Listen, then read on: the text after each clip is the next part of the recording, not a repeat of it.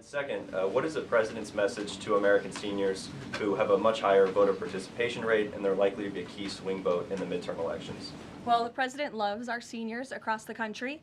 And as you know, the president signed the One Big Beautiful Bill, the Working Families Tax Cut last year, which greatly reduced taxes on Social Security for our seniors. In fact, thanks to the Working Families Tax Cut, nearly 90% of seniors will no longer pay tax on their Social Security. That's a huge win for our seniors and also for our middle class and working families across the country with the no tax on tips provision and the no tax on overtime.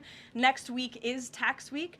You'll hear a lot from the president about how his policies have benefited the American people, and I'm proud to report that the president will be traveling next week to the great states of Nevada and Arizona to tout this historic accomplishment over the course of the next week. Thank you for being here, Shane. Gabe.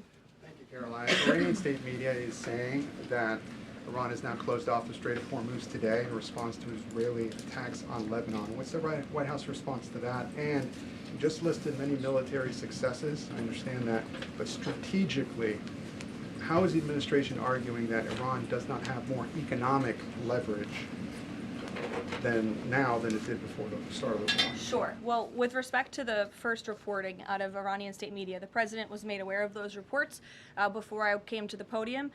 That is completely unacceptable. And again, this is a case of what they're saying publicly is different privately. We have seen an uptick of traffic in the Strait today, and I will reiterate the president's expectation and demand that the Strait of Hormuz is reopened immediately, quickly and safely. That is his expectation. It has been relayed to him privately that is what's taking place, and these reports publicly are false. Caroline, the president yesterday threatened that a whole civilization would die if a ceasefire deal wasn't reached, understanding that Iranian leaders have previously said death to America. But why is it appropriate for the president of the United States to use that kind of language when talking about civilian targets? And was the president mocking Islam by signing off his True Social post over the weekend, praise be to Allah? Wouldn't that antagonize Muslim allies across the world? Well, I understand the questions about the president's rhetoric, but what the president cares most about is results.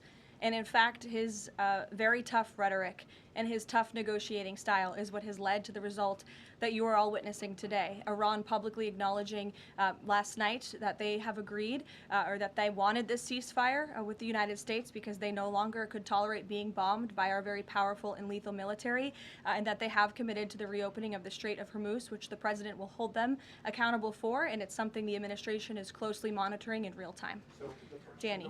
Should the world not take his word seriously? The world should take his word very seriously in understanding that the president is always most interested in results. And it was the